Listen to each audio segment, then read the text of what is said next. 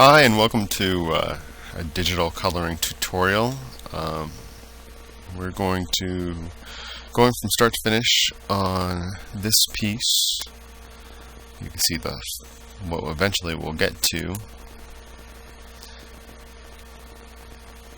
It's a warrior that Jay and Clado penciled, and I colored for the Art of Anacleto book, and we had a little tutorial in the back, step by step there. So I thought I would recolor it as a tutorial now, because it's a pretty cool piece, and there's a lot of little things going on in it, so it's well worth, I think, a look. See. Alright, so let's go ahead and get rid of the beautiful colors I already have here. Okay. Throwing away these layers. Throwing that layer, that layer, that layer. My top layer is flats that I've already done, so I won't bore you with making flats. Again, if you don't know what flats are, you can check the PDF document that will be on the CD as well. I'm going to make a new layer, and it's going to be in multiply mode. And that's what I'm going to color with. I'm going to go ahead and work this like a painting, and I'm going to work from background to foreground.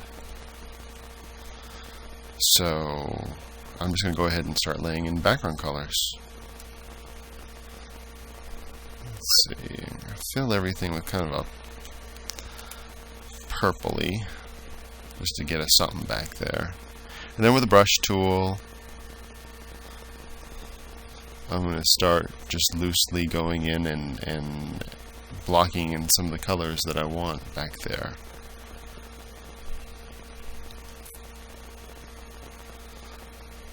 We've got little mountains in the background.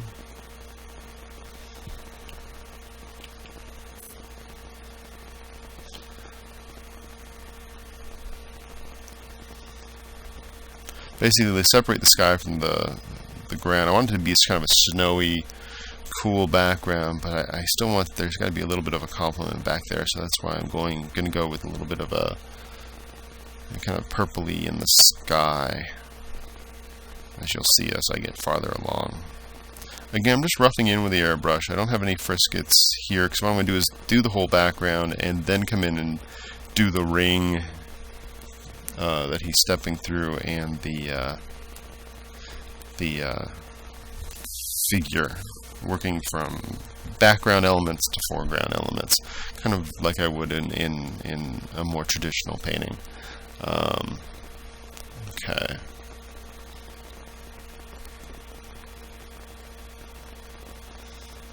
Okay, just blocking that in.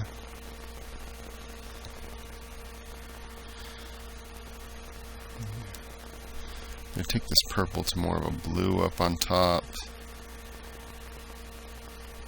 Now, if you want, you can also do that same effect, like if rather than I prefer kind of using the airbrush. But if you wanted to, you could always set up the gradient tool to do that for you. Instead of the gradient in foreground transparent, so I'll just be dragging here, and then it'll give me a wash of that blue. So that blue's a little greeny for me. I want it to be a little bit more of a truer blue. Try that.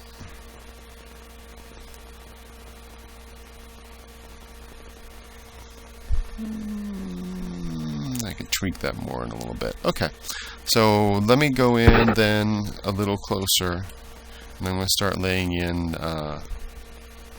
some of the I want some light behind this mountain. So I'm going to use the lasso tool and cut a shape. I don't care what's going on over the figure, because I'm going to be going over this background anyway. So I really just want to hit the mountain shape.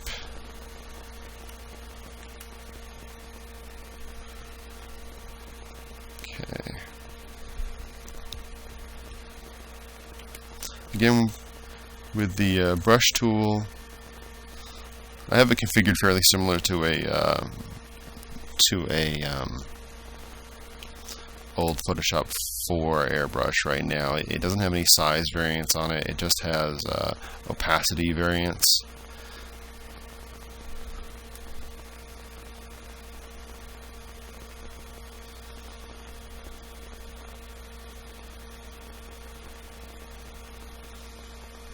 I'm gonna hide the selection because it's annoying me.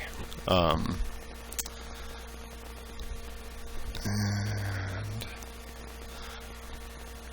gonna add a little bit of a purple color to the darker parts of the mountains, just a little bit.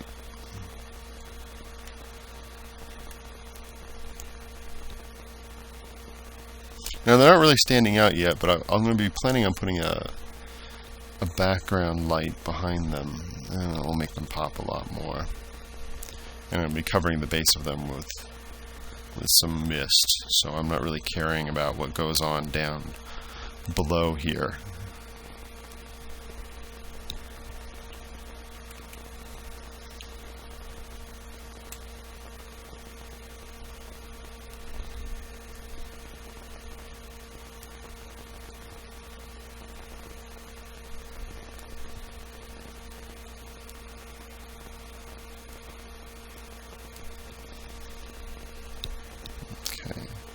Kind of doing more of the snowy peaks here. I'm going to go to a really bluey blue here for that. I'm just going lightly here. Now, a good trick is you're blending colors. If you're really kind of painting colors and letting them kind of work together, sometimes what you might want to do is pick from the canvas after you put down a little bit of paint. Because then you're not dealing with just that true color, you're kind of dealing with more the color that you want at the end of the day. So you're kind of like mixing on the canvas, which is pretty nice way to work.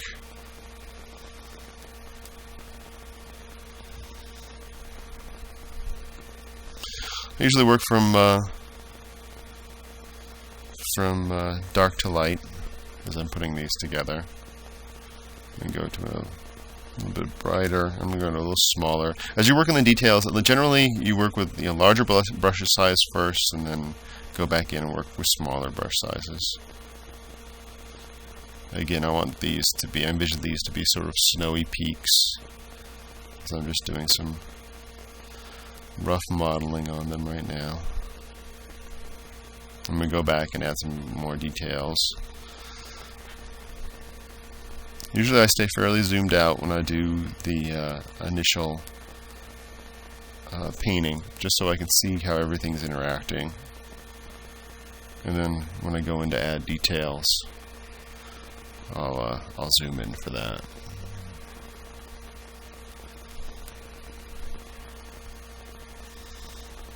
Okay. I'm going to invert my selection because I want to add my the light coming from behind the mountains, and I want to protect the mountains that I've just done. So I'm going to go select, inverse, and now the mountains are masked off, but the sky is not. So I'm going to get another big airbrush. Again, using the brush tool, but I have it in I've made an airbrush mode that simulates the Photoshop 4 airbrush because I'm just very used to that. And let's go ahead and pick a purple. Not really that purple. I want it to be redder, so I'm going for some bright and as saturated as I can go without getting an illegal color.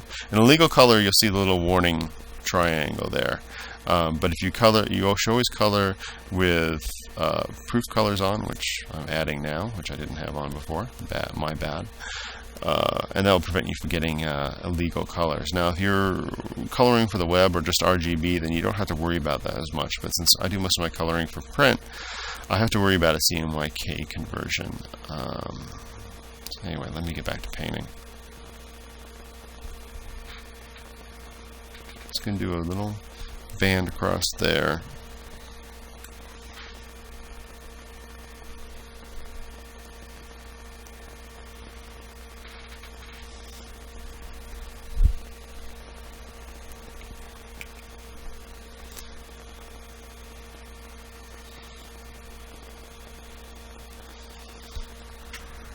It really makes the mountain stand out a bit more. But we're also going to try and keep everything in layers, not layers, but layers, meaning as things step back in space. So you'll see I'll be adding some mist down here later to push the mountains a little farther back. Right now they're kind of jumping forward, but we don't have anything rendered in the foreground, so that's another reason why that's kind of happening. Let's see if I can go a little brighter with this. What does this do? Okay, I'm going to work some clouds up in here. So I'm going to pick the color, I'm going to darken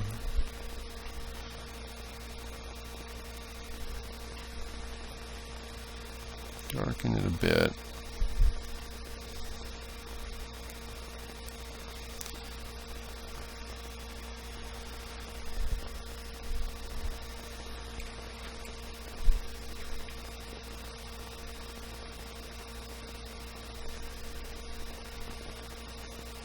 More down here,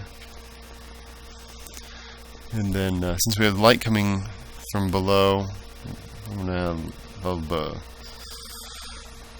clouds undersides are going to be lit a little bit from these things, so let's add a little bit of that underneath.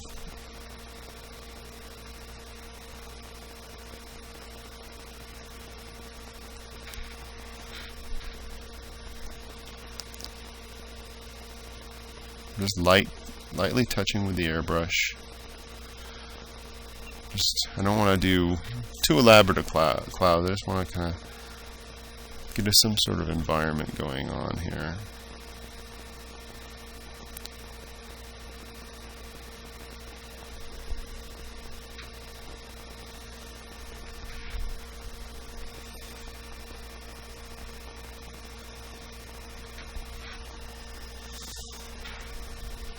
Okay.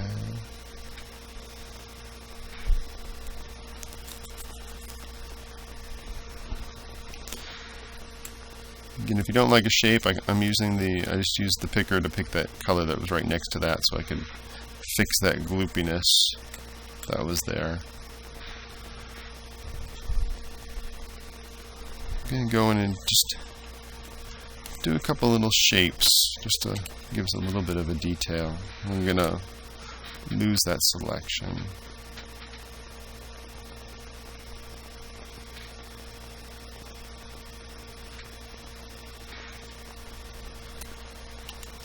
Hide the selection.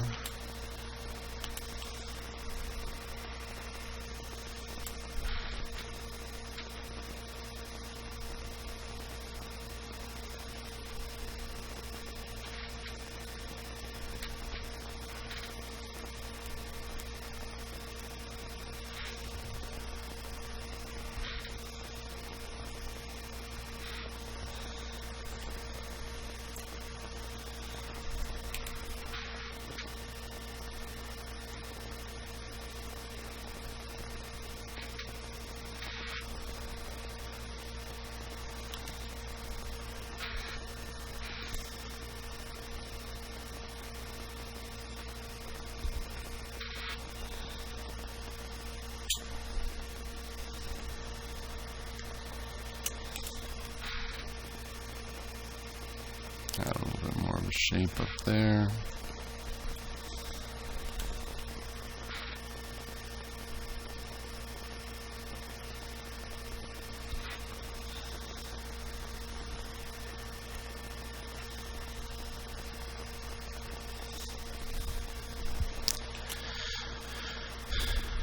And then if you want to, again, I have no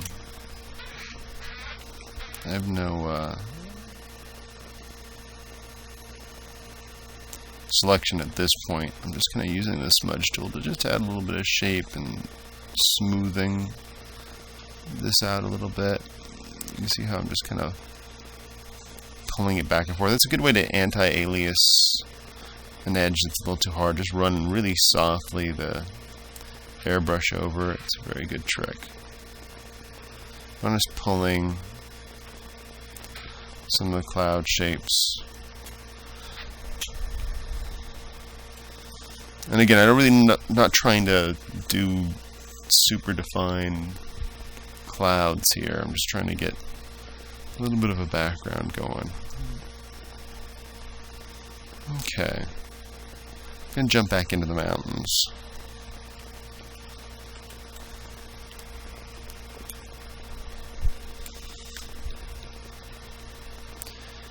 Using the lasso tool. I have the shift key down so I can do multiple selections at once. And I'm thinking in terms of where the brighter points are going to be. And I'm not just selecting one big area, because if I do this with all these shapes, I can more or less get a little detail as it's going.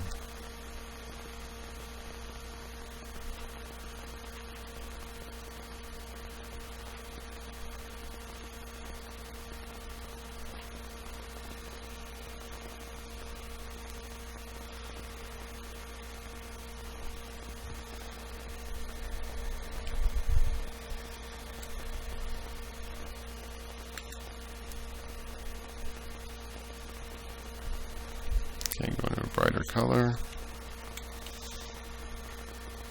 And I'm just lightly going over where I've cut those shapes.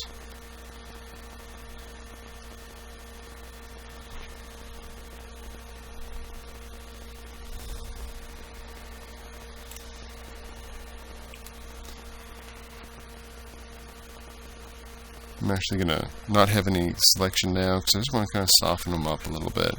So I'm just going to take the airbrush with the color that I had before and go right over the area. So I kind of lose that edge a little more, make it blend down a little bit.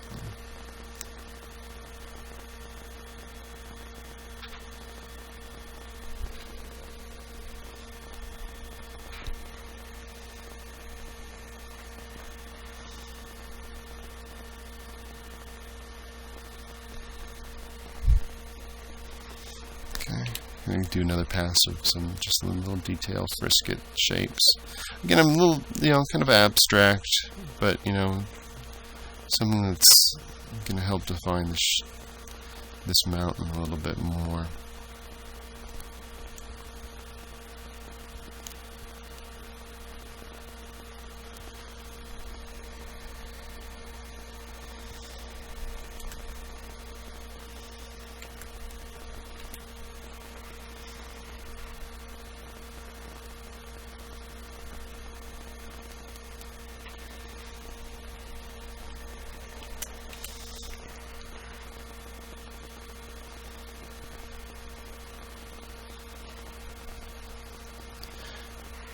Sometimes when you cut a shape of a frisket, you're not intending to use the whole shape, you just want one of the edges.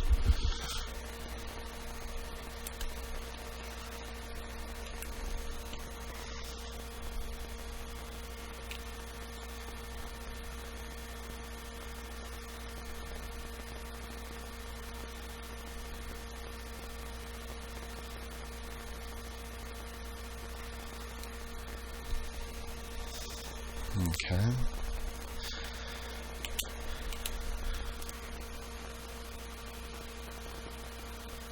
And this side of the mountain is more in shadow, and I'm going to have it reflecting that ambient light from that purpley pink we have back there.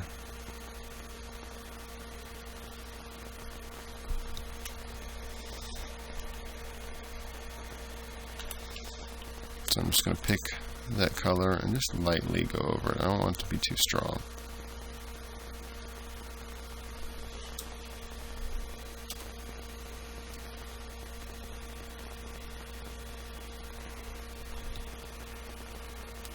A little bit of purple in there and I'm happy. Okay.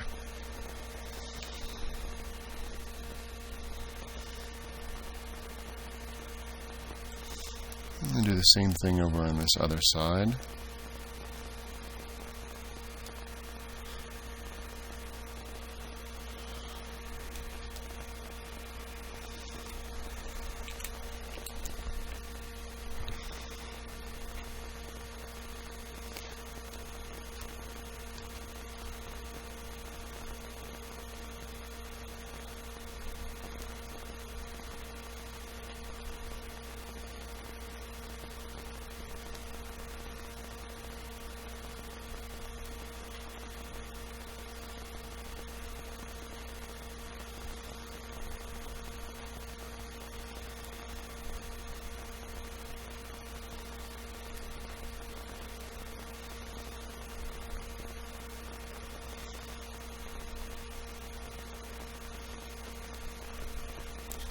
Okay. Hide the selection.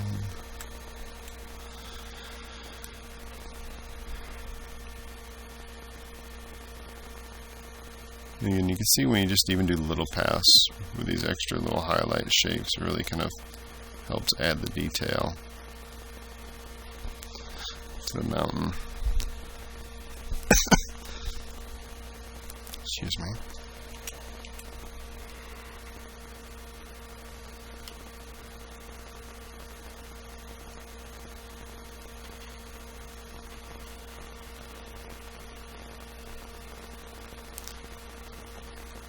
Accompanying the CD, we have 4 of the all the intermediate stages of this piece as I was working on it originally, saved it in layers so you can really take it apart and see how the piece progresses stage by stage and look at it as much as you care to.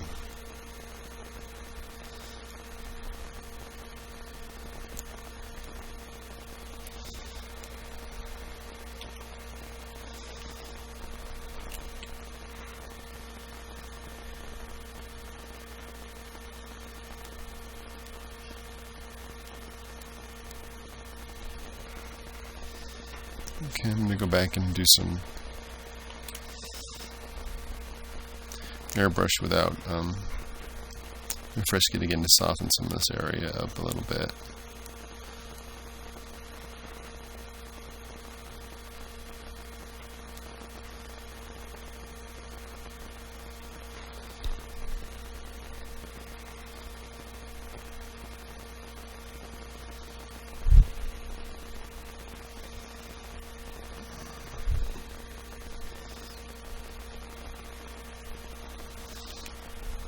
Pull some of this purple back up into here.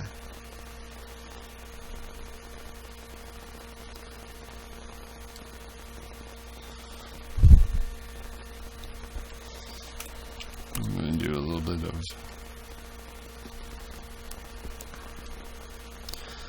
some reflected light again in the shadow area.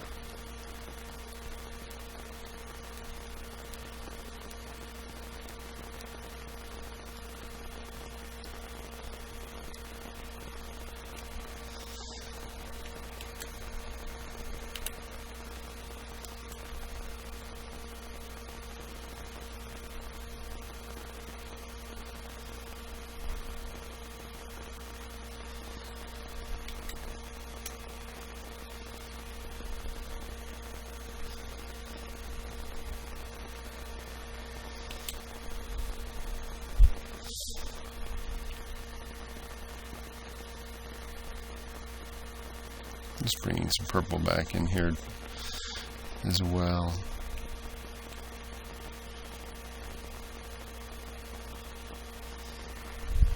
It's probably too much. I'm going to pick a less purpley area and go back over there. Just drop that down a bit.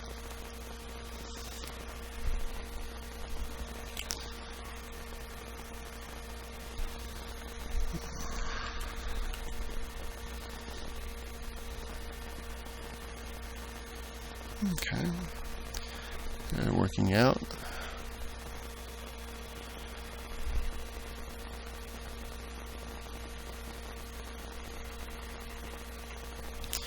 going to do some mist below these mountains to separate them a little bit more.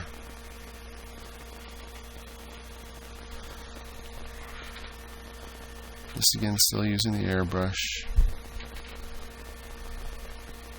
I have these going at an angle just because it seems to make it a little more interesting than if it was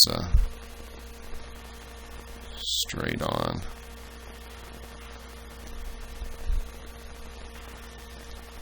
Some mist and haze.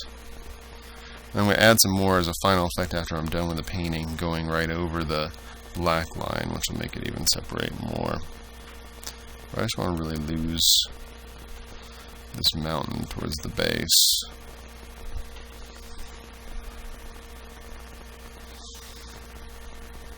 Okay. Also noticing on the mountain, it's a little too regular right now as it comes down, so I'm going to cut a couple shapes and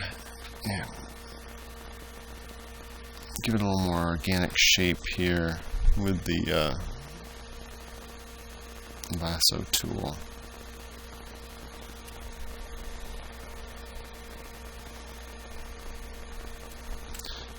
And the smudge tool. And just to take the smudge tool, I'm just going to smudge out to where I did the first skit. This way I'm keeping the same colors that I had.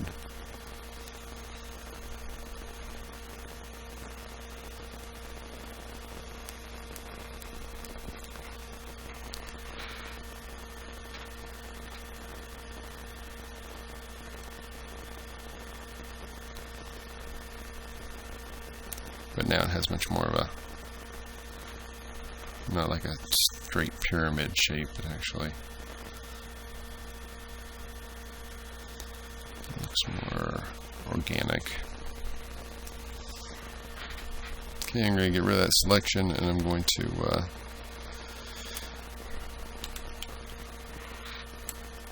just kind of hit with that surrounding color that area where I want to lose the edge a little bit more on that mountain. And there we go. I think we have a serviceable background sky. This would be a good place to save. I'm going to save as, so I don't save over my full colored version. This will be 5.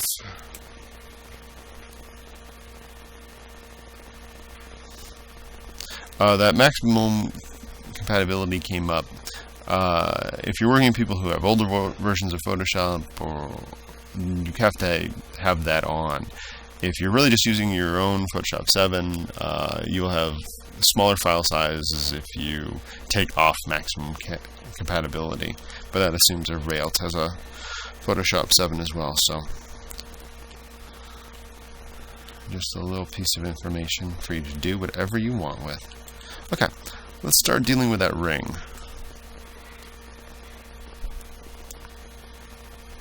I have flats here. The ring and the chain are flatted.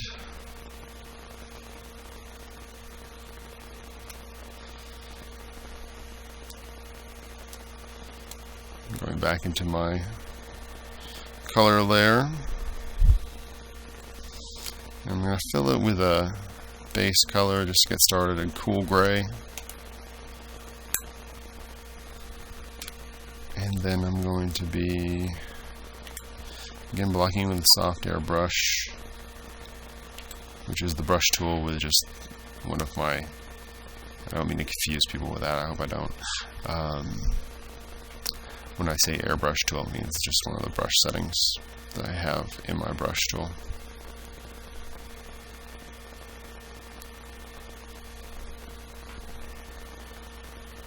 This is actually going to go pretty quick on the circle because Jay did most of the rendering in the pencil, and I don't really have to do too much other than kind of just reinforce some of the color areas.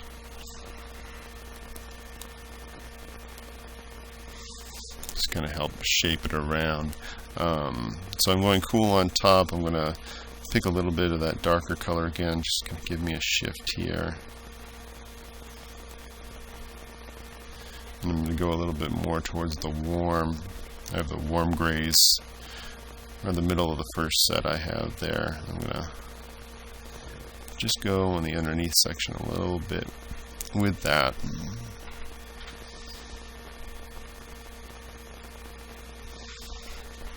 Okay.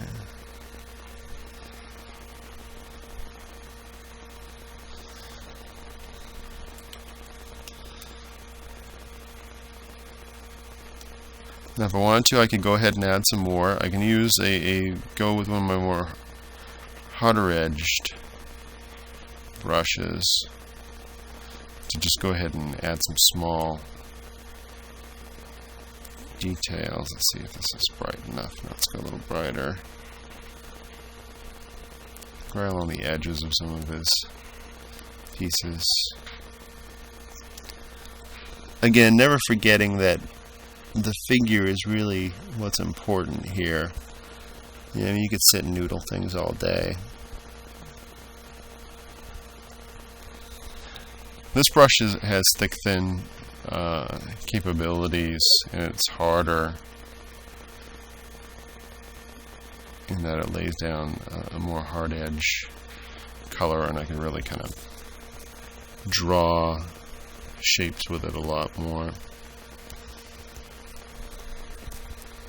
Again, it's just good to kind of lay in some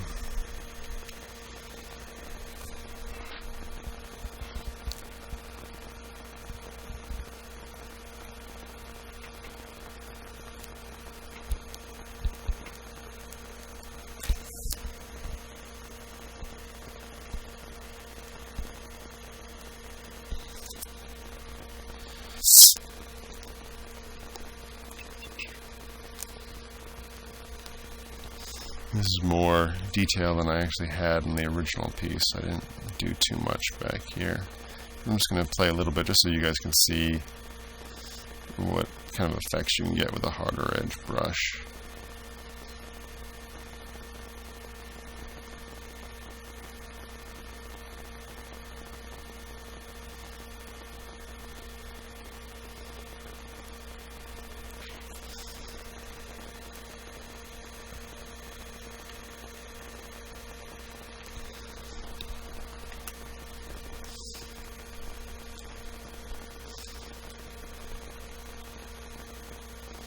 Just kind of going in here, you know, a little loose, just giving the impression that there's some hard stone little bits in here.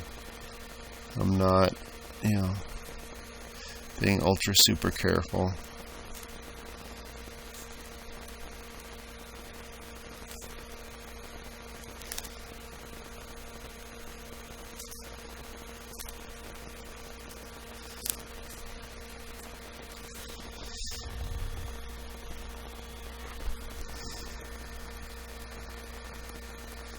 Down here at the bottom of the ring.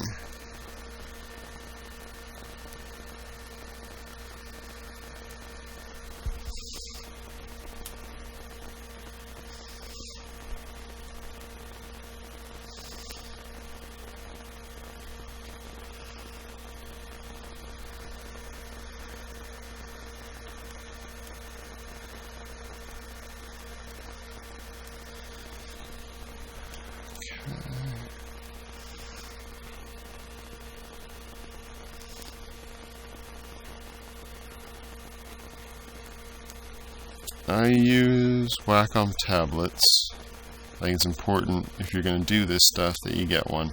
It really makes a difference if you don't have one already, because it makes it harder to have the extra control that you need. I can have control over thick and thin, the amount of paint I go down by, with pressure with my stylus, and even the direction of my stylus, and all that kind of good stuff. Again, I'm just kind of doing a squiggle shape in here, just to give us a little bit of texture.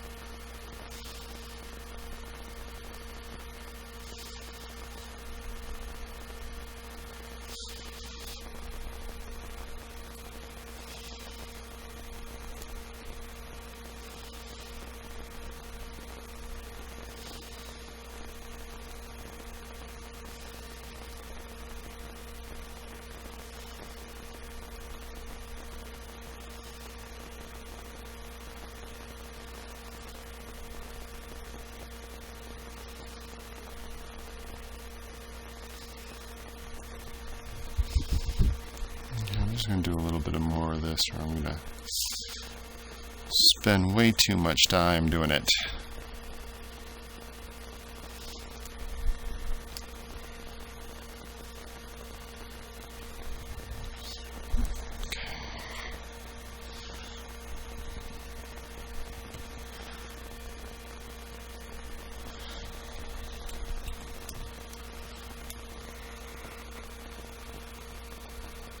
Just kind of doing some quick highlights inside the pattern that Jay's already done here.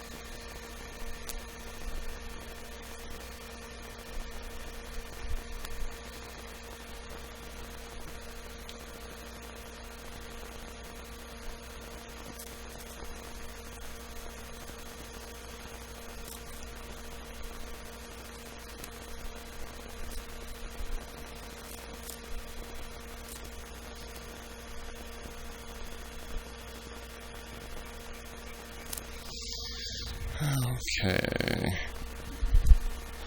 I think I should stop this, or this is going to be a very long tutorial. So anyway, if you want to, you can keep going in there and squiggling back in there. I noticed some of the frisket went outside, so I'm just cleaning up some shapes up here real quick.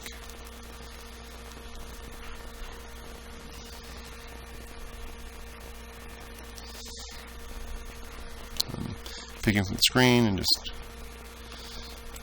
going and getting some of these edges that I see. My own sloppy flats, my own problem. Normally, if this would take me a while, I wouldn't do it now. So I'd always like, get the work done first, be creative, and then worry about cleaning it up afterwards. Okay. Alright, so now we got the ring. So I'm going to save again.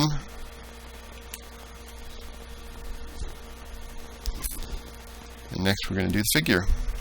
Now I have the figure normally in flats. You would have, this is essentially the flats I have. You might go in and have more of the character defined, like hair separated and stuff. But I'm going to be doing a lot of sort of brush work, so I'm just going to have the whole figure defined, go in there, and then tighten up. So let's go to town. Make sure you're in the multiply color area. Hide the selection. I'm just going to fill it all with my flesh right now, because I don't want to fill it with flesh. I want to fill it with sort of my dark leather gray. Okay. Then I'm going to go in and start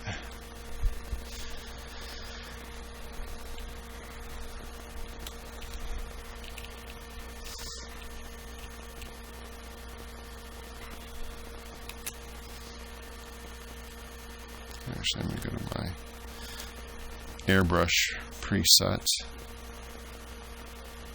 and just start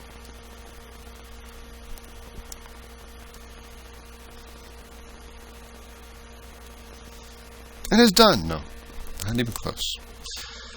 But just kind of, again, this is the stage you're just blocking in color. Thinking a little bit about light and shadow.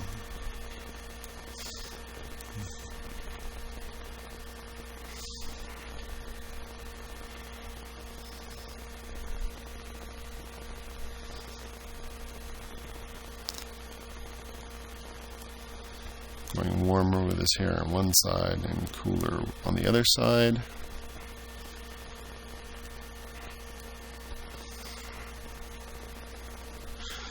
And I'm going to pick some a little bit darker areas for. You'll notice I use an HSB picker. It's a lot better than the red, green, blue picker that I believe is the default, and I like it better than the CMYK picker because it's very easy to pick color families. If you're going through the range of okay, I'm working with blues, but I need a shadow condition, so I can just desaturate the color that I have, and I have my shadow condition. Or if I want to go to the complement, but have the same basic brightness of the color, it just makes all that a lot simpler. Try it. You might like it. Alright.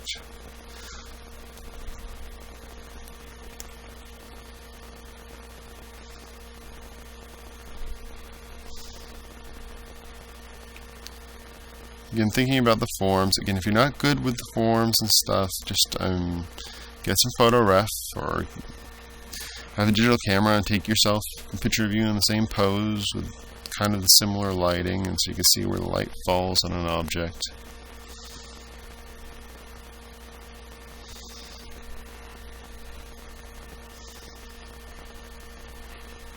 Jay kind of, I'm following his lead on the drawing. You can see definitely where he has more shadows on this side of his body. I'm going to pull some of the colors, the environment colors from back here into him.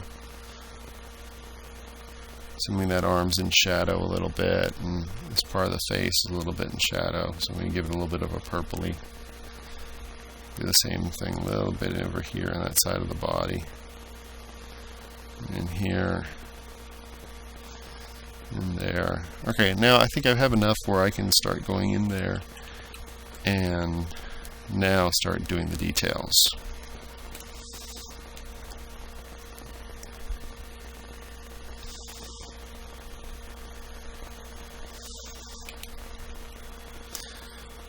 Now there's a couple different ways I can do this. One would be to do sort of a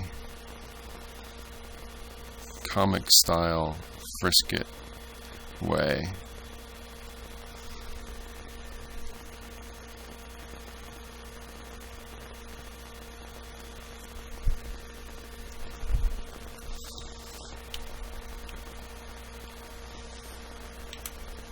Where I've lasso cut the shapes, and now I'm going in with the airbrush.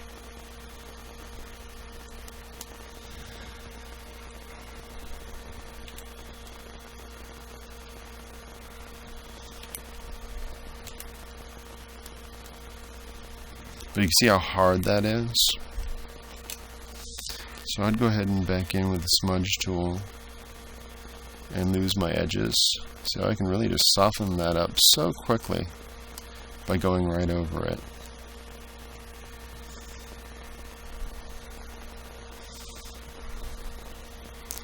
And even kind of use it to shape a little bit. When you're using the smudge tool, really kind of, again, if you had to make it similar to any traditional media, it really feels a lot more like a like using oil paints or pastels, which I like using both those, so it's a fun tool. Okay, I'm going to go a little warmer with the highlight and the flesh, and lighter. I have it as bright as it can go. And this is with no friskets. I'm just going in there with the airbrush.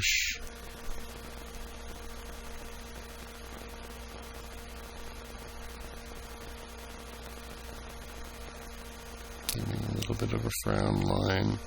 I usually avoid these frown lines on the cheek when I'm rendering women, because I usually don't complement them as well.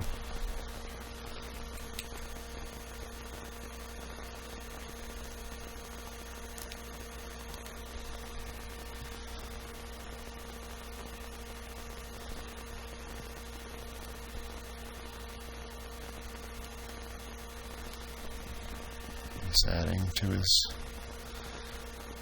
face. Some highlights, a little highlight on the cheek.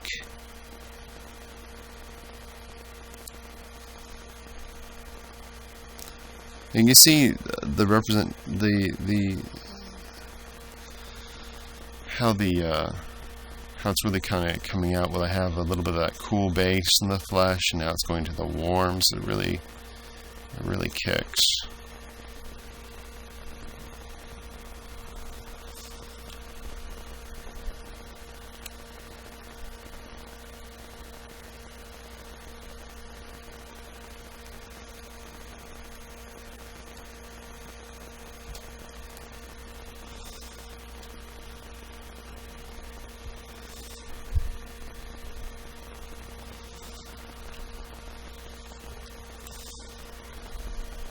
Go ahead and add a little cool color in the side of the face that I figure is shadowed a little bit by his hair.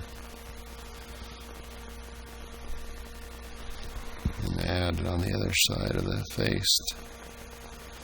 It'll be a little bit more dramatic than I normally would with this, because it kind of is a fantasy piece, so I'm going to bring in a little more color.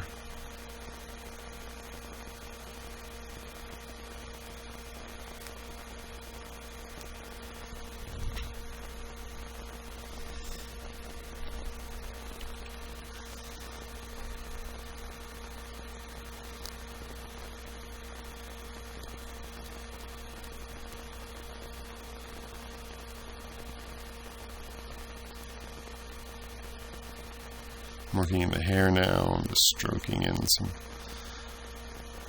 basic. Again, I'm kind of giving him cools on this side of the hair, reflected light of the snow kind of coming up, and then on the other side I'll go to a brighter, warmer color.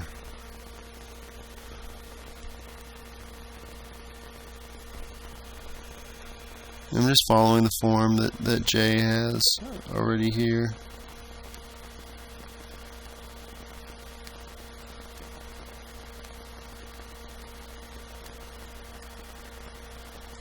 Now you notice the flats that I have for this are hard edge flats like I would have normally in a comic book. What I'll probably do after I finish most of this is I'd go back in and with that smudge tool soften up the edges, because you know, where Jay has some edges that there's no hard black line to hide that hard edge of color, so I would have to go up and soften. I'll show you real quick on the top of the hair. You can see how the top of the hair has that edge, so I'm just gonna again lightly smudge along the edge, have a little overspray there, and see how that just immediately softens that.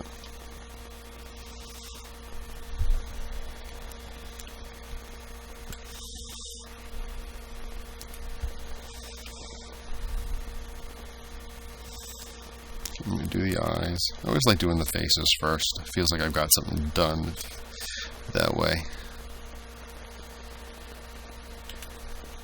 I'm going in and doing the eyes.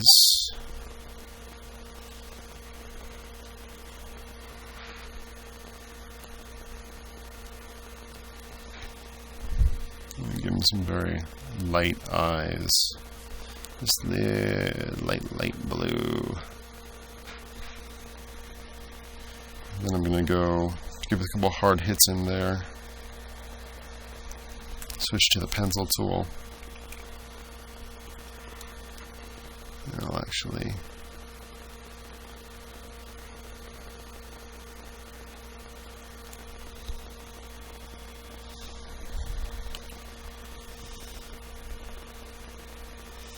And sometimes what I do when I'm doing Jay's work, I'll actually do another layer that will be sort of a highlight layer, so I can go back into some of the areas that he has.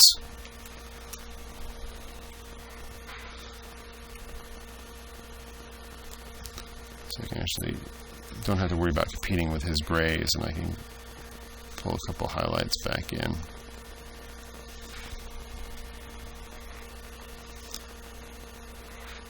Putting just down some dots here, and I'm going to soften them with a smudge.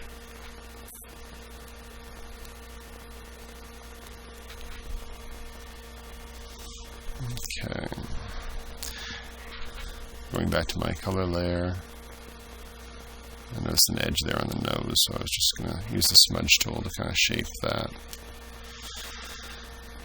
Alrighty.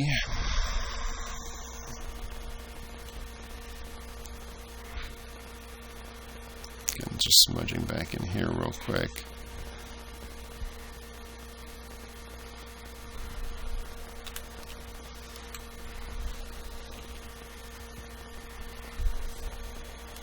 Shifting back to my brush with my airbrush presets.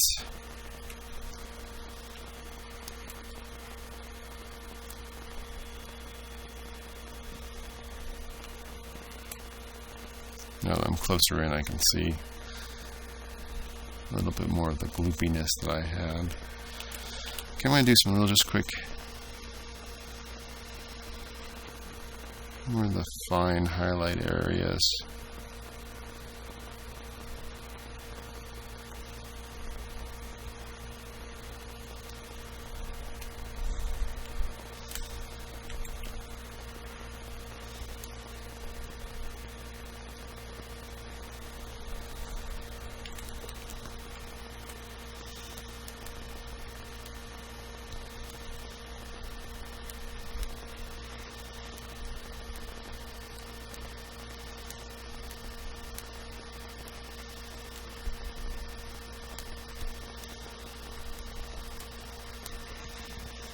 And you notice they're kind of just really hard hits right now, but I'm going to go back in again and use the dodge tool and deselecting them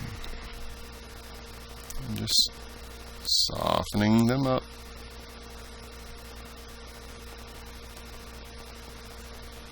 Keeping edges where I want them and losing them where I don't.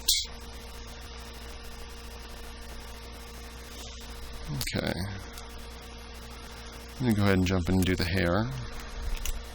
Really, I have the base for the hair, so I'm just going to do some shapes for the highlight strands.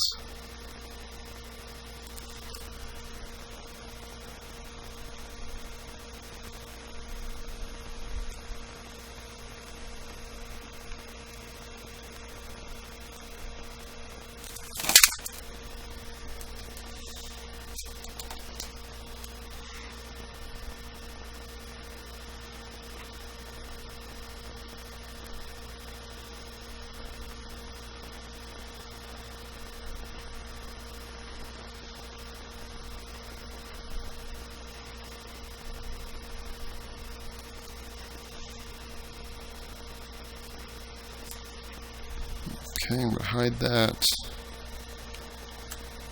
Control H.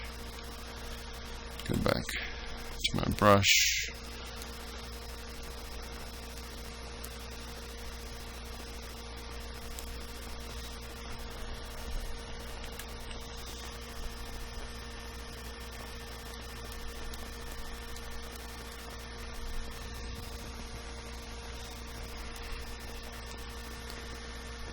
I'm going to go ahead and use an anti-alias lasso for the rest of this. I'm going to have my lasso set up for comic mode. If I use anti-alias, then I won't have to go back over with the smudge tool like I am now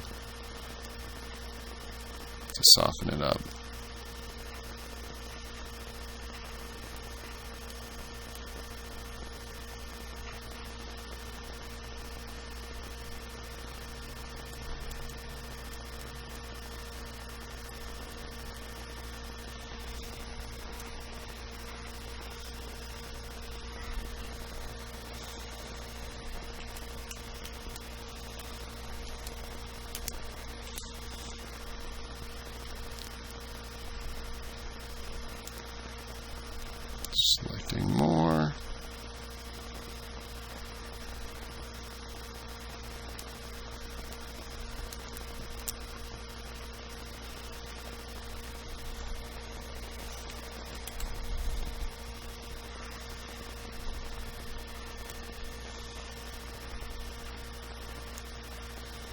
And you can see now the selection's a lot smoother.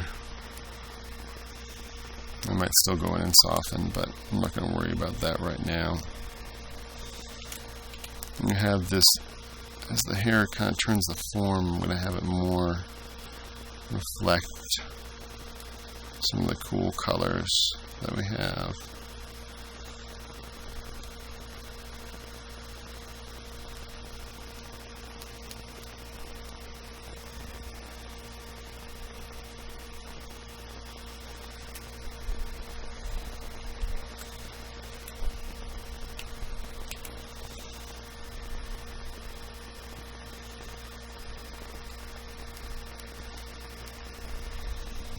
Okay.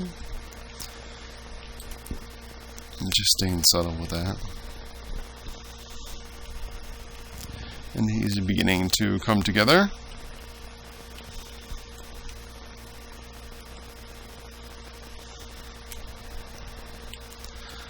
I'll finish off the air on the other side.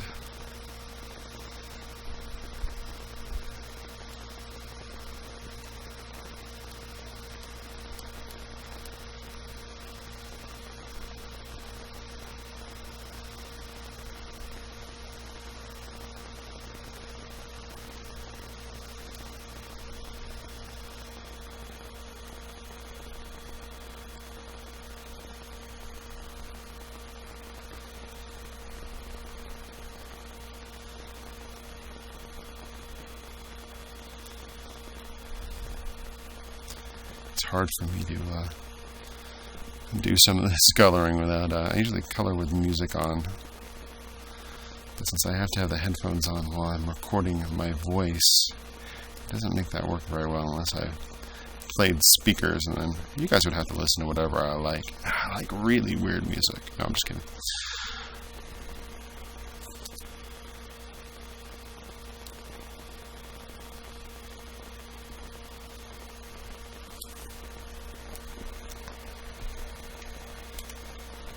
I don't have all those hairs selected. I'm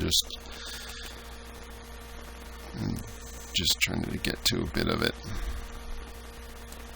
Again, noticing I'm kind of hitting that middle, which kind of turns the form this way and that way. And if I wanted to soften up, I just deselect it, and if I want to do a hit on top, see that will just kind of soften that top area more.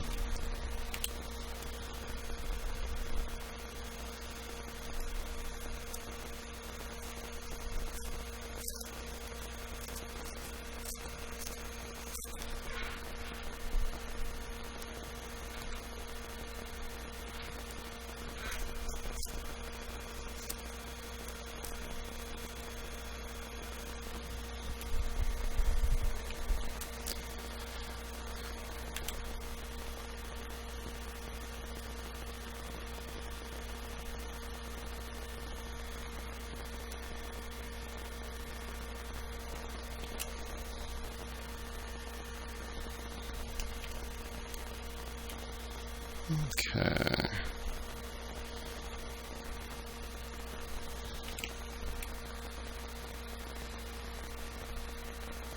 Just have the smaller airbrush, and I'm going in there and kind of going along the side of some of these hairs and softening them up and adding some more highlights in some areas, just quickly.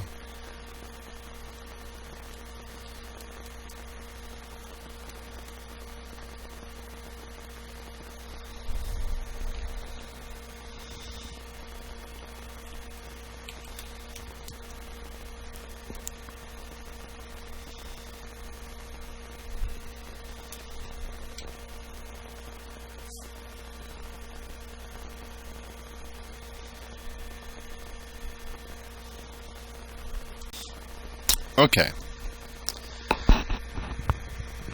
We're pretty close on the hair and face. We're going to do the eyebrows real quick and then move on to the rest of the body. So right now his eyebrows are flesh color, but they probably should be white. I'm just going to freehand airbrush those, meaning no friscuits. Warmer on that side. Pick a little bit cooler on this side as it goes over.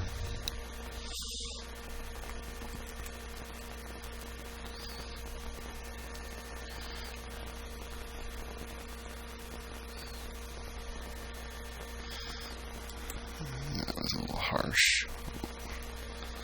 Okay.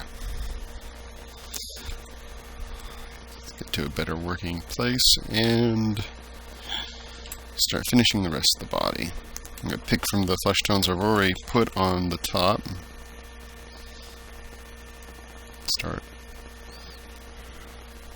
a little bit more saturation there.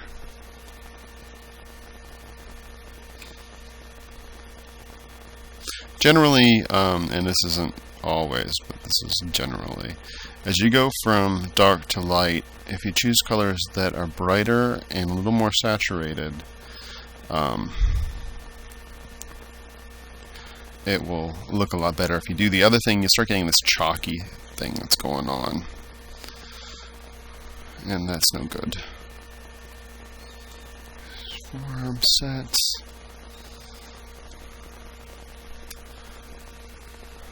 Okay. And go with a little smaller brush and a little brighter color. A little bit of that shoulder. Again, notice I'm taking, like, I do strokes in the area, not little. I'm not trying to apply texture to his body. I'm just trying to render it out. Give him a little bit of muscle texture in the chest here.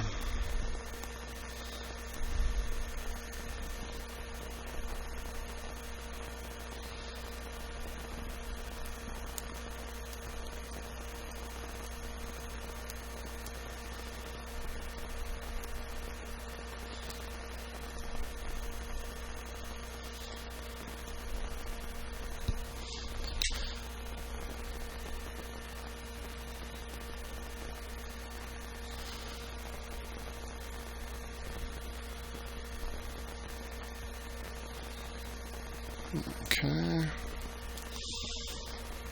I'm going to go to that. I've gone as bright as I can go, so I'm going to go a little bit more warmer.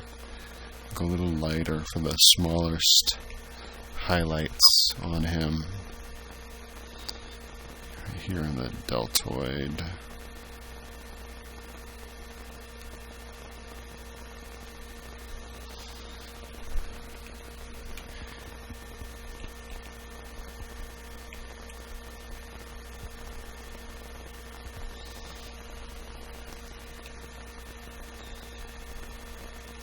Soften that up a little bit.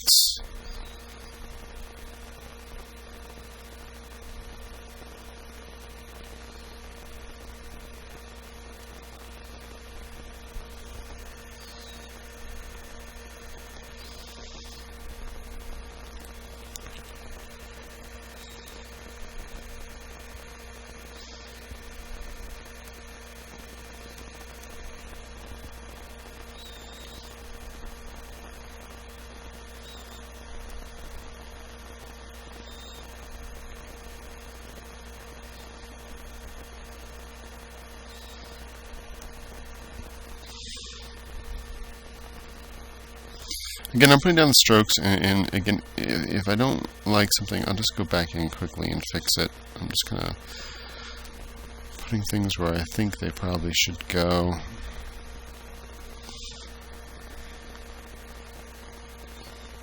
Again, remember that I have this cool reflected light over here, so I'm going to pick on these blues from the background and work into this shadow area a little bit with those blues, just a little bit. Not a lot. Okay.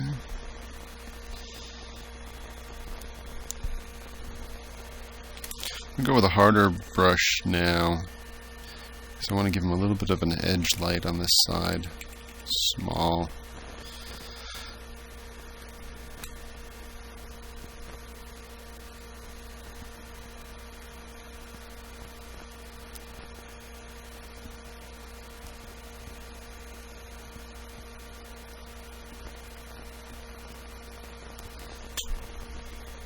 just to help separate him a little bit from the background. I'm going to smooth it as it gets into the form, just soften it up a little bit.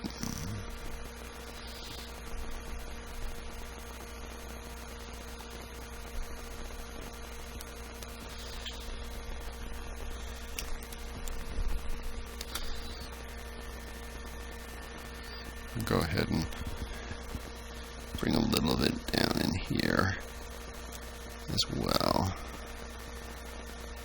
Just a little bit, and then I'll soften it again a little bit.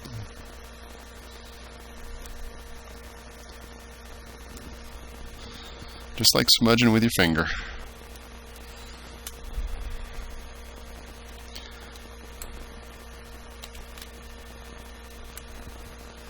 Add a little bit of detail, and he's got this sort of his little vascular down here, so I'm going to call attention to that a little bit. Not a lot. I don't want to over render the veins. And if I found I didn't like it, I could always just go to a bigger, softer brush and just go right over the top.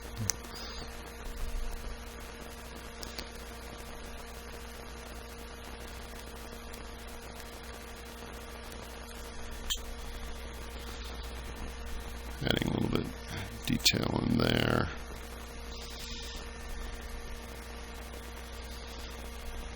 Okay, I'm going to go back to my soft brush. And I am going to drop that back a little bit.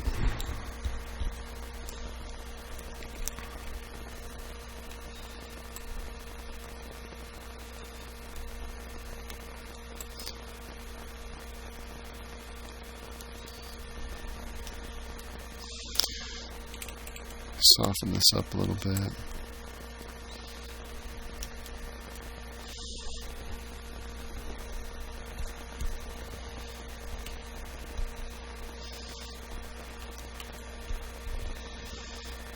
Okay. That's come together well. I'm going to jump over to the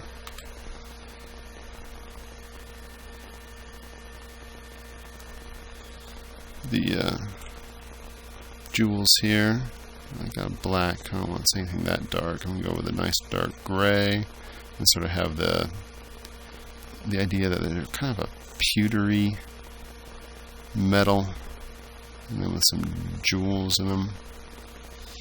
So I'm doing the metal part first.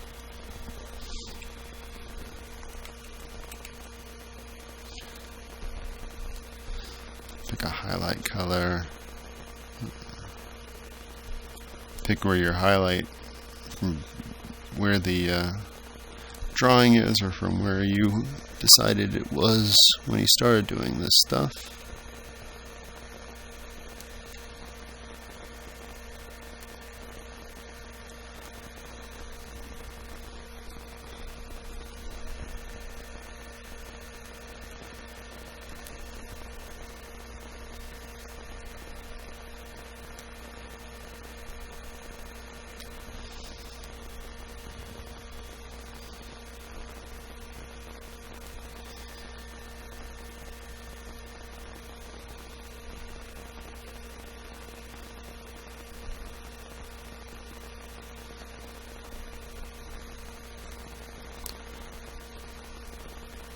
I increase the flow to 100% so I can really start rendering a little quicker on some of this. Give them 2 red ones here.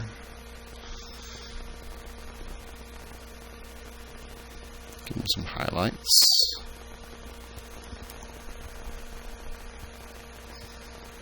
Notice I'm not going to white, I'm going to a brighter red. If I wanted to go to a very, very, very hard, small highlight, I would do it in white, but that would be the only white, just a little hit.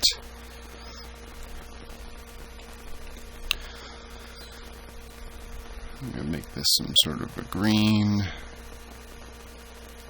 And here.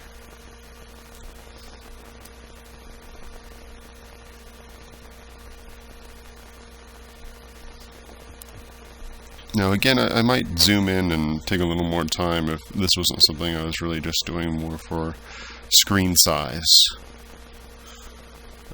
Just so you would know. but I'm trying to do this so you can see the whole thing start to finish in a couple hours. So I'm trying to go quick.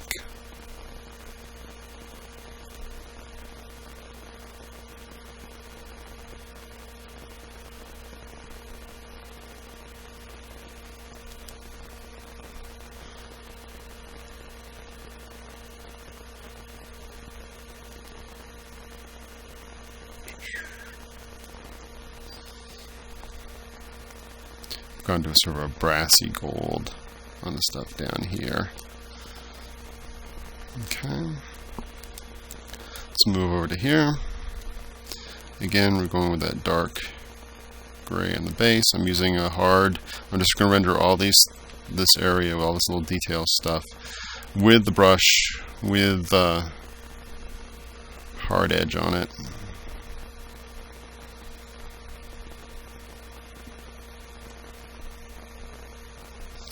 Again, thinking of terms in some of the areas that I think might be reflective on a little bit of a horizon line. You want some good tips for rendering metal? I always suggest looking at some of Jaime Sorayama's early work. Or, better yet, just have that nice chrome ball by you and tube and stuff and look at them all. Sometimes it helps to look at someone's stylizations, but it's better to know why they made the decisions they made. And the only way you're going to know that is by knowing what the shiny object really looks like in real life.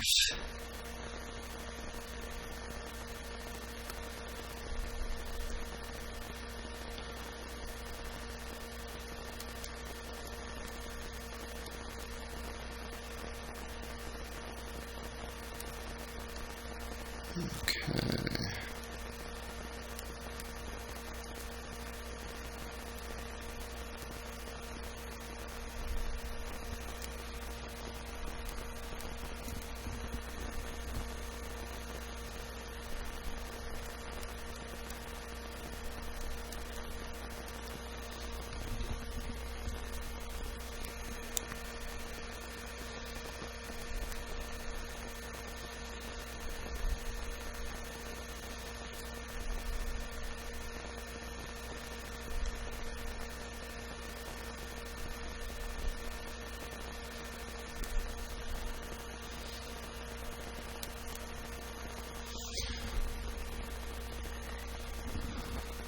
Okay, I'm going to go to a softer airbrush to blend it a little bit.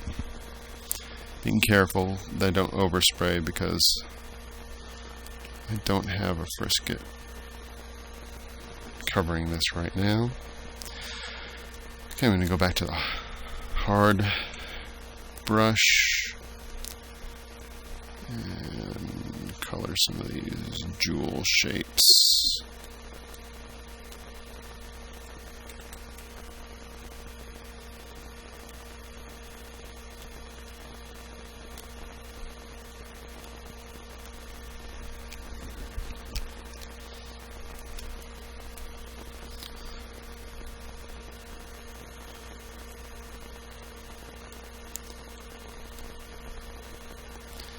Give these a bit of color.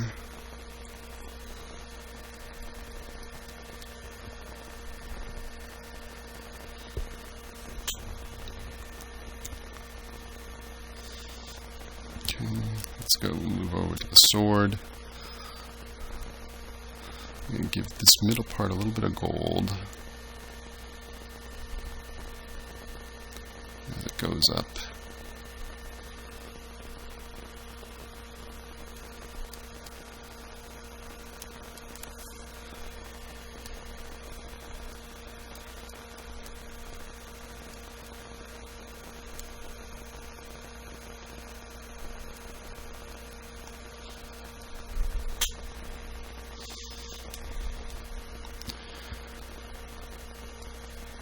Go ahead and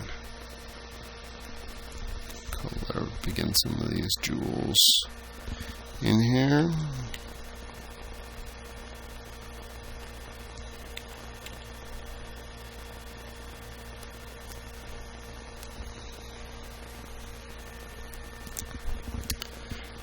brighter color.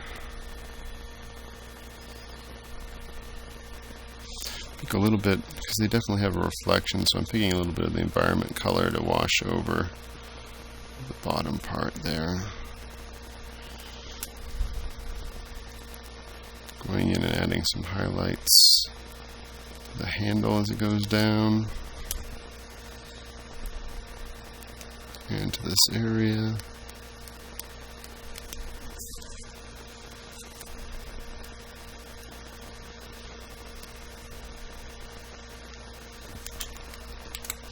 That was a little too harsh. Make it smaller.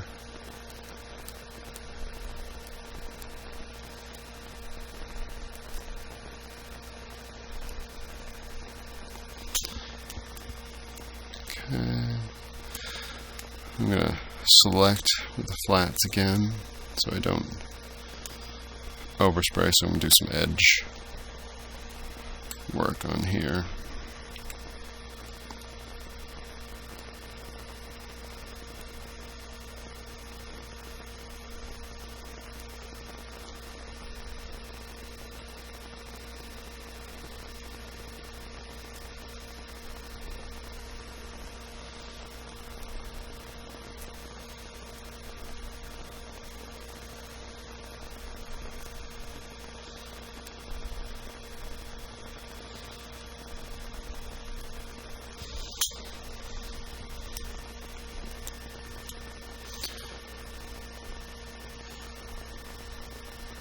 Just adding some little quick hits to just kind of make it a little bit.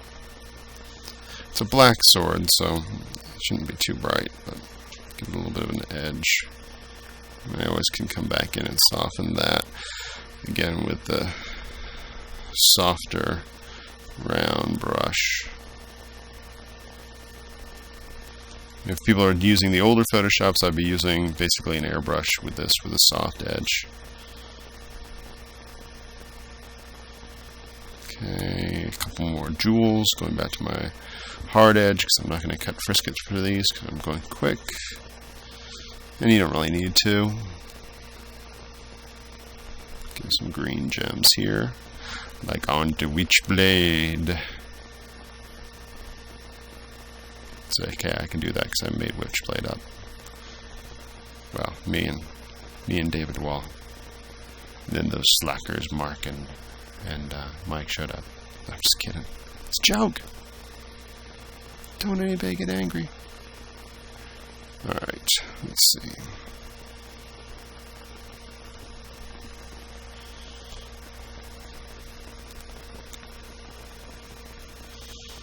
Okay.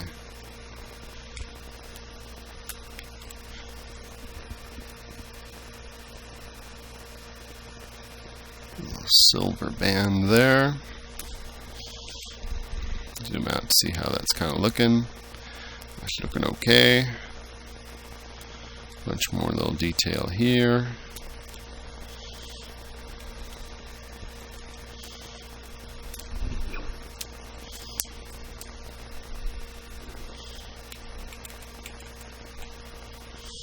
Still have my hard airbrush. I'm going to go back in and make sure the base of this is all that gray.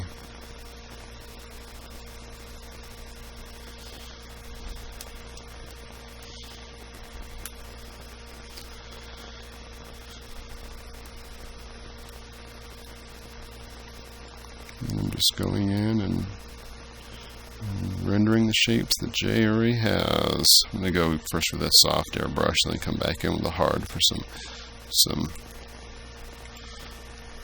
more defining of the shapes.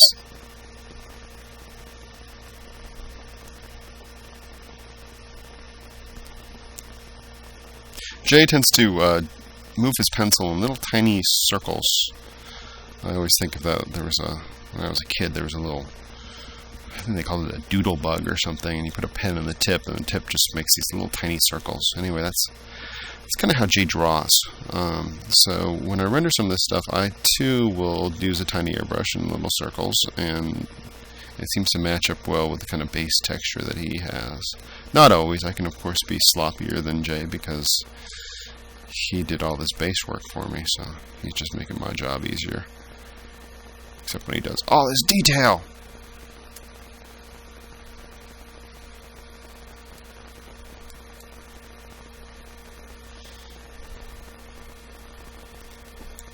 Okay. I'm going to switch to the harder brush. I'm going to go ahead and add some jewels and such.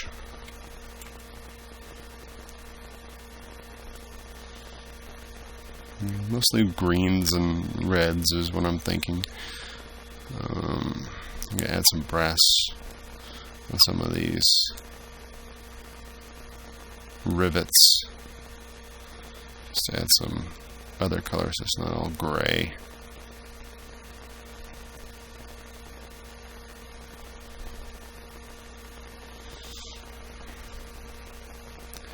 And a little lighter color in there. A little lighter highlight.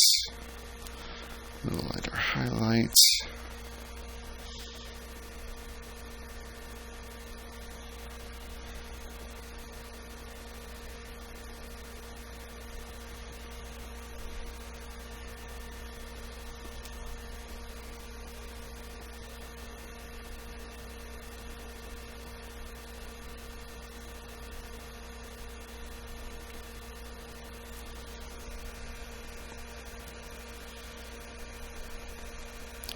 Just shaping some of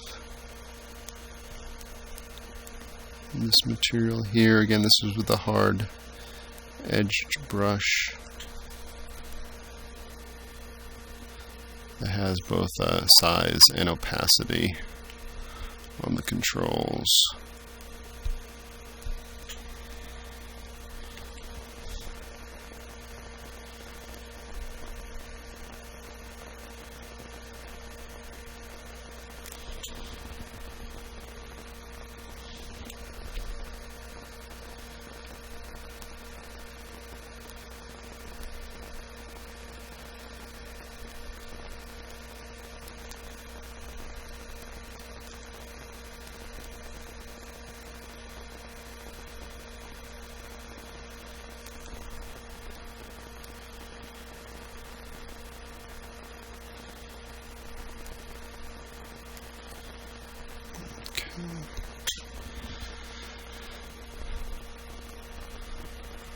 I'm just going in here and adding some more.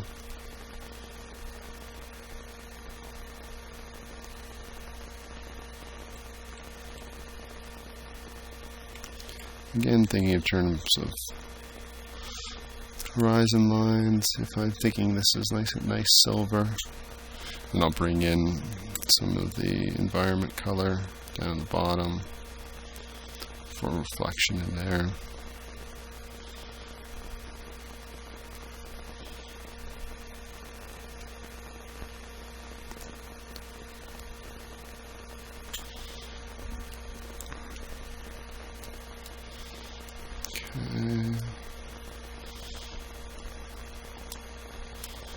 Let's see how that's coming out.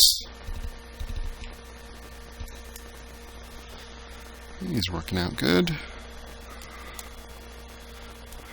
Not too much further.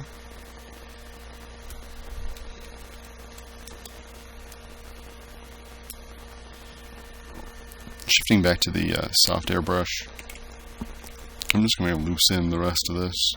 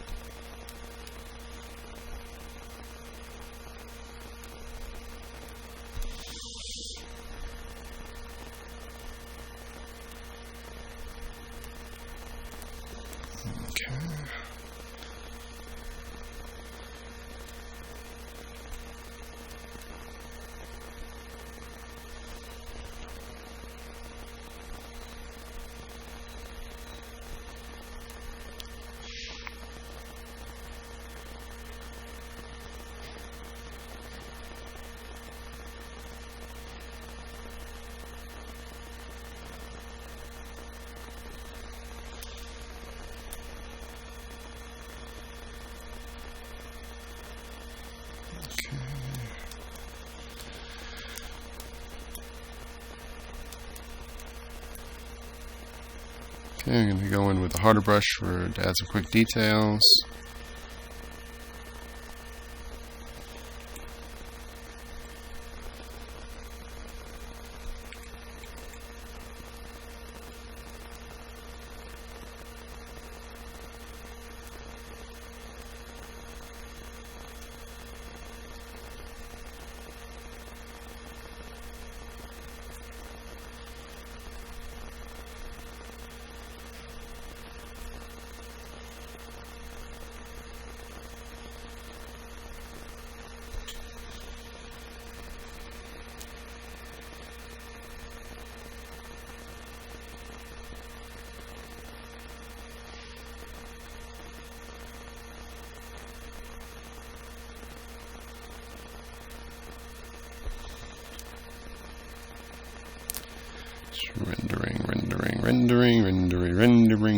Rendering. I am a rendering machine. I'm going crazy. No.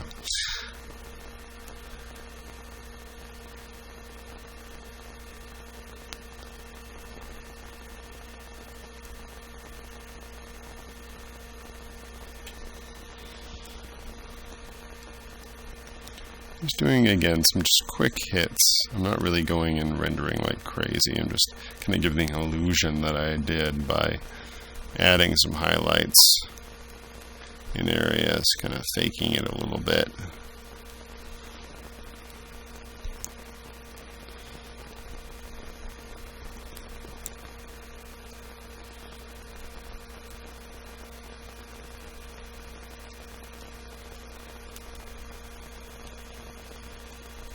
Again, I can be kind of sloppy because Jay has all that underdrawing for me to fall back on.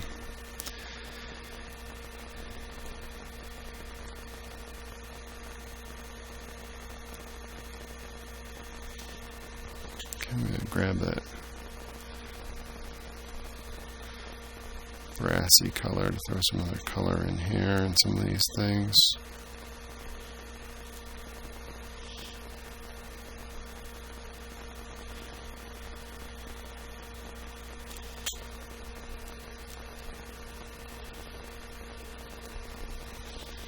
Then go ahead and add some highlights to those.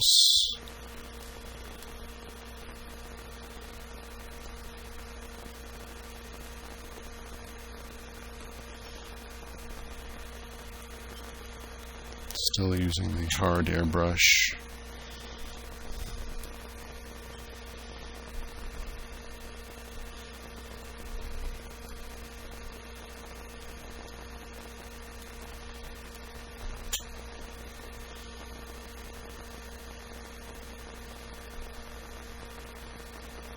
Okay, I'm just drawing, I don't have a selection. It's one of the things that would be more difficult to do with the mouse. With the tablet, it's pretty easy.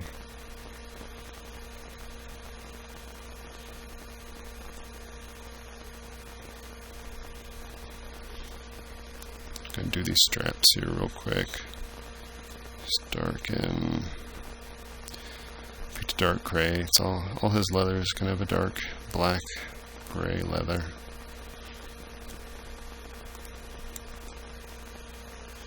To complement his gray-white hair.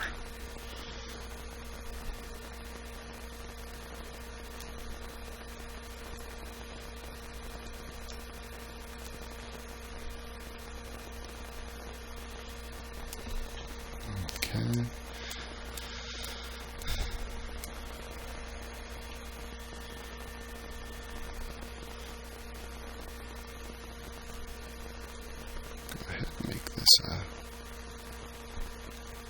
Jewelry thing of some sort.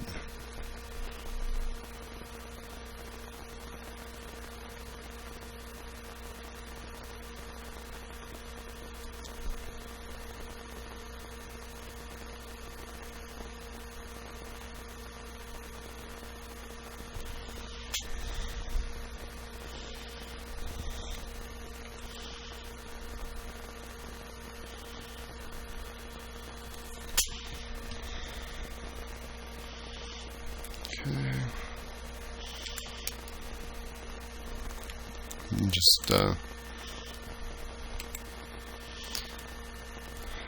I'm going to add a little more detail to the leg. Give it a little more highlights.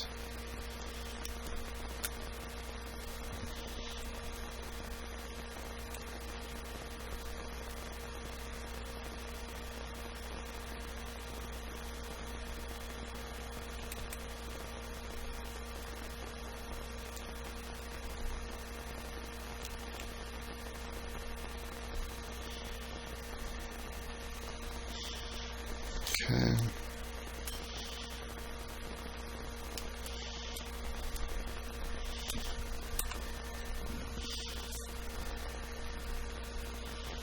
Let's see.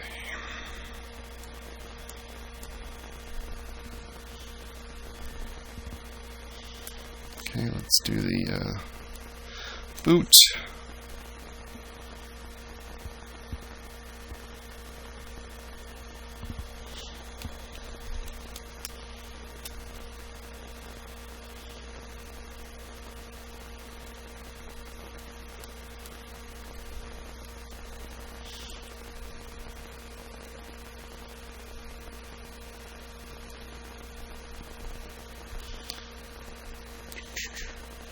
Just adding a highlight to the front, really.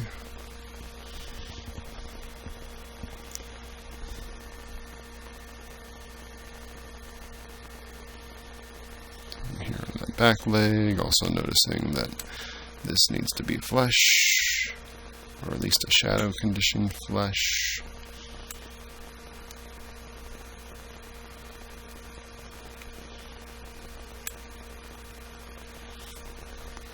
Same thing over here, inside this little circle.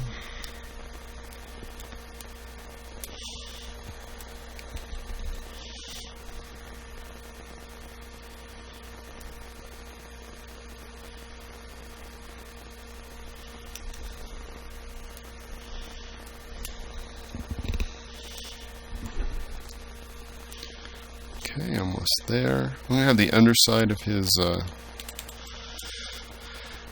tunic be another color.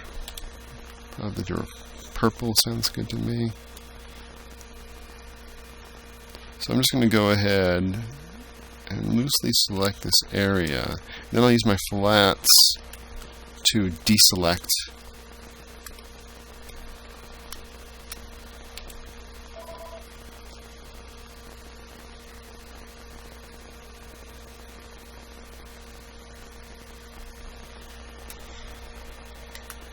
So I go into my layer of my flats, and I'll have the magic wand.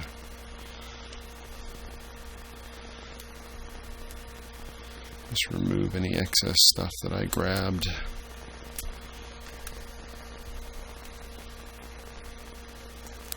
Holding the Alt key. Alrighty.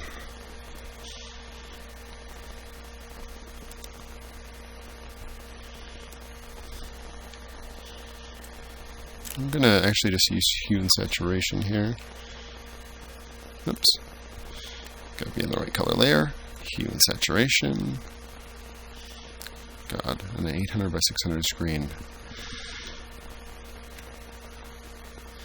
It doesn't work as well. Okay. I went in colorize mode.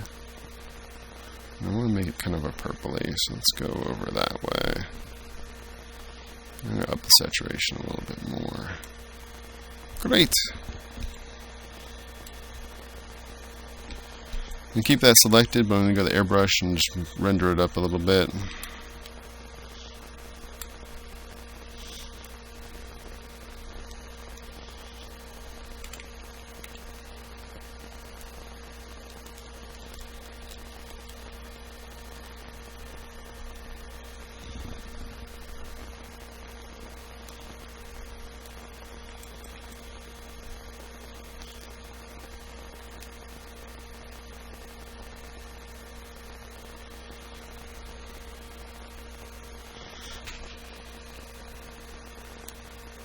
Okay.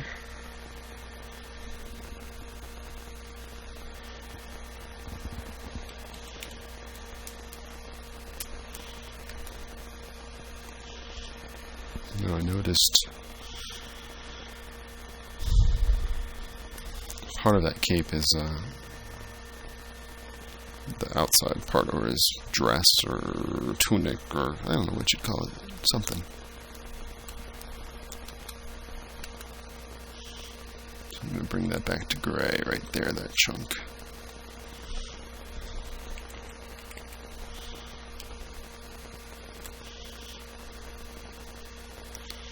Okay, again adding some details.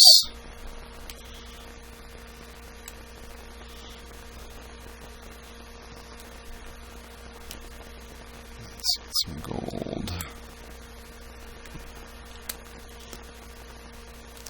Adding just some different colors here in the boot.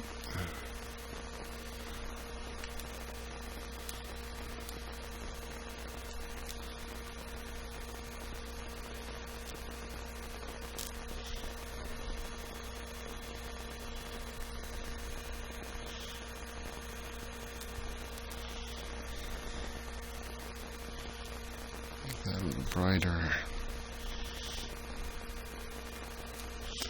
Add some gold there.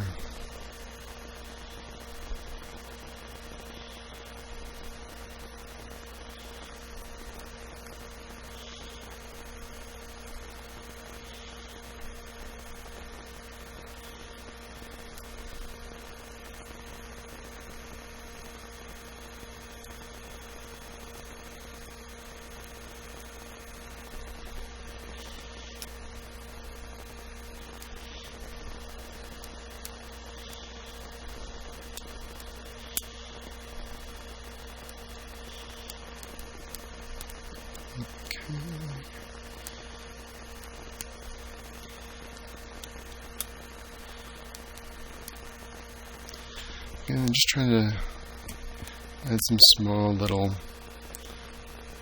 things that will just catch the eye and add to the detail here. Okay. Do some quick modeling on this foreground to bring some snow. Go with my softer brush again, which I'm sure you've noticed by now is how I usually start these areas.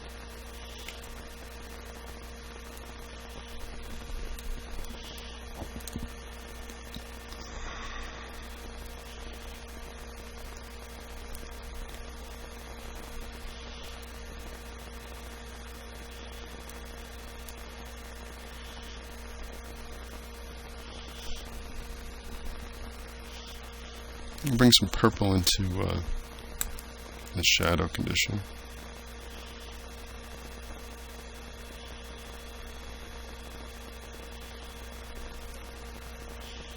In general, in the shadow condition in the foreground, a little bit of purple. And then I'll do some quick frisket shapes. Now, so I'm going really loosey-goosey. I just want organic, sort of almost sponge sort of shapes that I'm probably going to soften again anyway, but again, let's give the illusion of a little more detail in there. Notice I'm going very quick and selecting them all. If I go loosey-goosey like this with my selections, they tend to be a little more organic looking, so that's why I do it. Also, it's faster. And speed is important. Okay.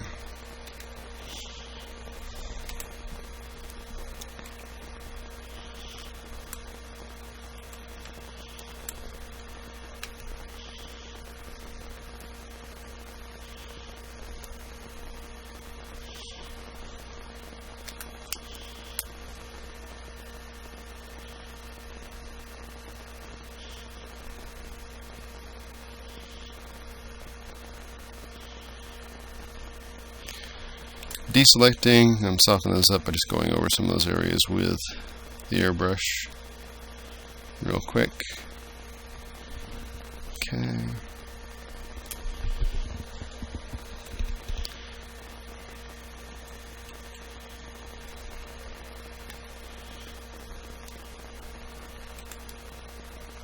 I was just noticing, I thought our warrior wasn't quite standing out as much, so I'm going to Let's see if levels will help that a little bit.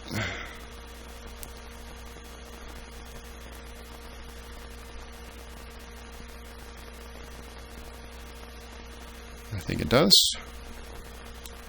So that's after, before, after. Alrighty.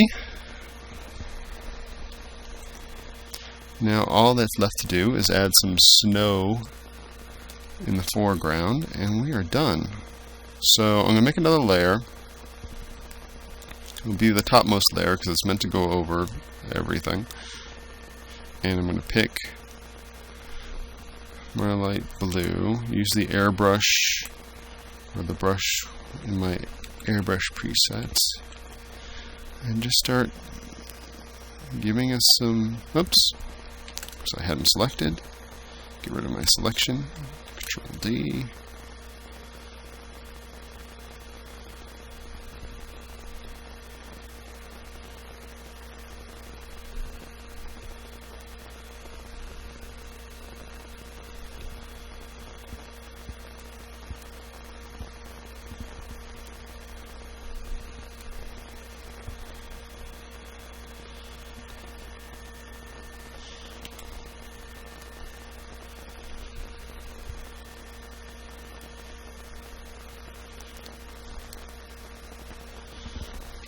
I'm going a little bit smaller.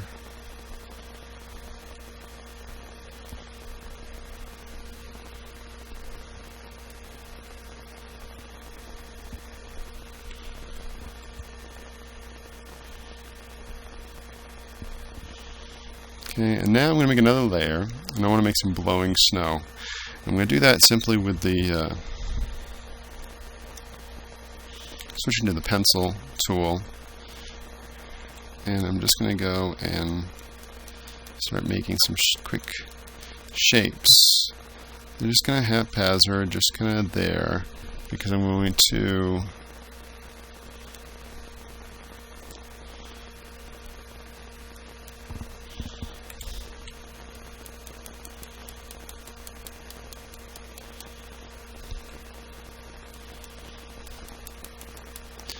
blur them with a motion blur, which will give the effect of blown snow.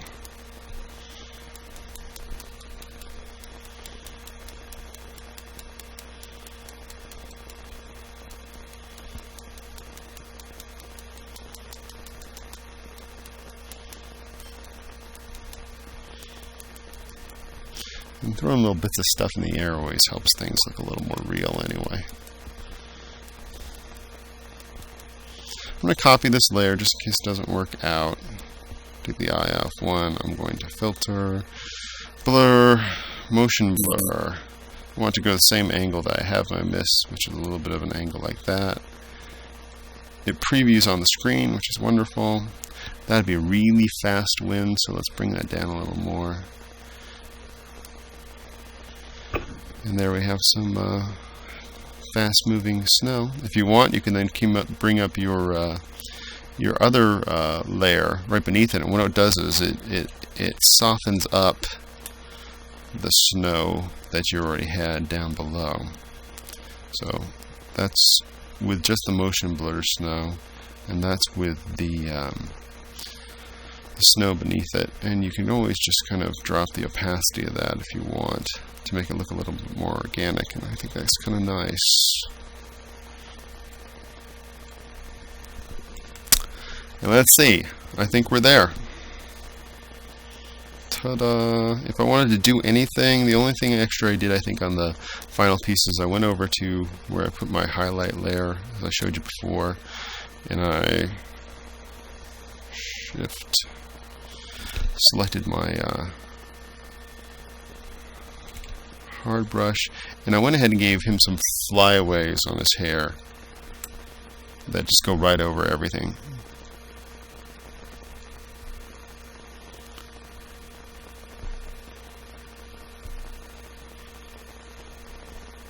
Which kind of,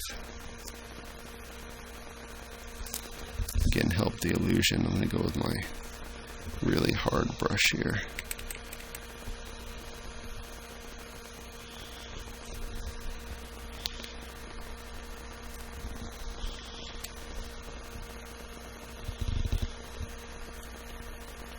Now I can't do that normally without going over the top of his art because he has that grayscale there. But me being in the using this as an opaque layer, then I can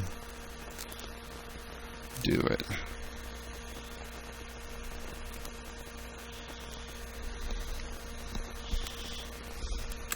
Do the same thing over here. Just some flyaway brush shapes. That didn't work.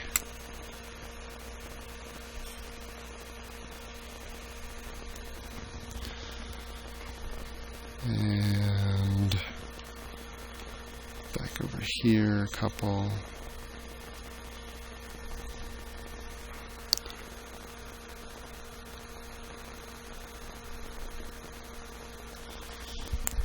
And there we go. Again, if we wanted to do something else, last bit of noodling would be to add a screen layer. I'm going ahead and put some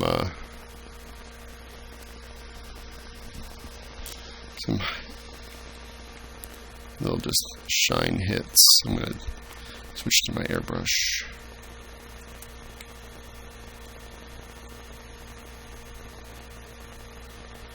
Maybe even shine up the hair a little bit.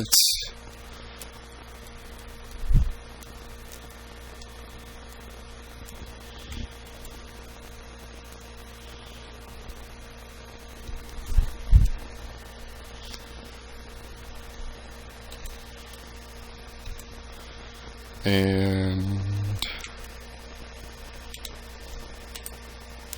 she is done. I should say he. I may go ahead and soften those mountain rendering a little bit, but I'm not going to do that right now. But there you go. One badass fantasy warrior. Compliments of Jay Anacleto and Brian Haberlin.